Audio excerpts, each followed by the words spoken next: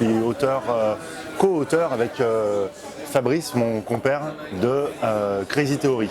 Initialement, comment ça s'est passé? Avec Fabrice, on avait reçu pour un événement Fab Caro, qui est un auteur de BD, enfin, j'imagine presque pas la peine de le présenter parce que c'est la superstar du moment. Et il avait, lorsqu'il avait sorti Zai Zai Zai Zai, qui est une BD absolument géniale, il faut que tout le monde la lise. Et donc dans cette BD, à un moment donné, sur une page, il y a quelqu'un un gars qui est adepte des théories du complot et qui fait un enchaînement d'idées absolument absurde. Et en voyant cet enchaînement d'idées, ça nous a vraiment fait marrer. Et nous, on a l'habitude, comme beaucoup de gens, de boire l'apéro. Et pendant 6 mois, à l'apéro, à chaque fois, on le faisait. Et au bout d'un moment, on s'est dit, attention, on fait ça sans se lasser tout le temps. À chaque fois qu'on boit un verre, c'est clair qu'il y a un super party game à faire, quoi. Le principe, c'est, autour de la table, les joueurs sont tous de grands théoriciens du complot. C'est des gens à qui on ne la fait pas. Il y a plein de situations bizarres qu'on ne s'explique pas, mais eux peuvent toutes les expliquer, absolument toutes. Et donc on va tirer une carte qui va nous expliquer un complot. Un complot, ça peut être par exemple, t'as remarqué quand t'as une voiture qui est noire, si ta voiture elle est noire, t'as remarqué que les oiseaux, les fientes sont blanches, mais t'as remarqué que si t'as une voiture blanche, eh ben, elles sont noires. Et ça c'est un peu curieux, quoi. Et là, il y a quelqu'un qui a un truc qui profite de ça. Il y a quelque chose qui se passe. Je sais pas, c'est ceux qui repeignent les voitures, j'en sais rien, mais quelqu'un profite. Donc on essaye de voir qui peut prendre part au complot. Est-ce qu'il y a des complices, hein?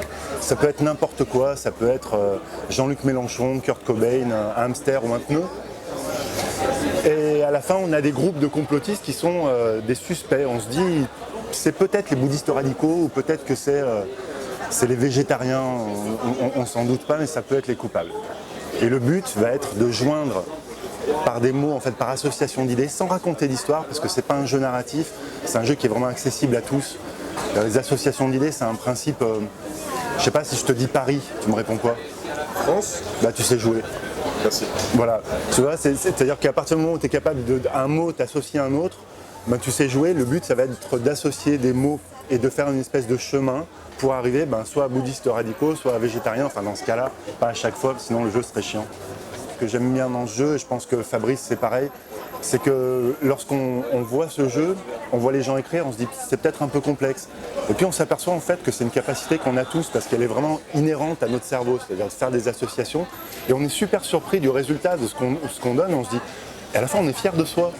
Et ouais, ça je trouve que c'est chouette de générer un peu enfin que les gens se sentent bien, mais c'est pas juste du feel good un peu mal construit, c'est que ouais, ils font un truc, c'est quasiment un peu de la poésie, des fois ça ressemble à du rap, c'est un peu scandé, et ça donne un truc assez joli, donc voilà. Fabrice est un grand littéraire et c'est lui qui nous a vraiment fait quelque chose un jeu qui, j'espère, a des qualités aussi d'écriture qui sont chouettes.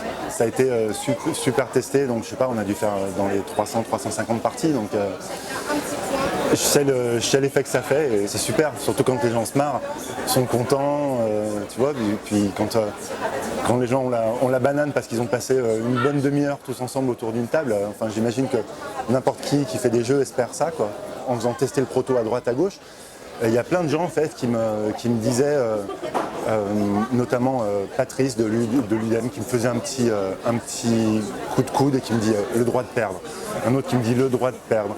Après j'ai vu plein de gens qui disaient va faire un tour chez le droit de perdre. Puis quand je suis arrivé chez le droit de perdre, François me dit ah non mais je connais déjà ton jeu. Et donc donc c'était cool, on était fait pour se rencontrer.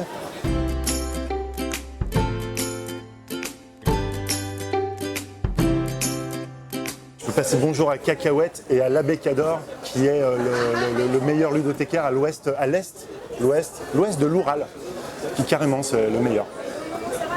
Parfait.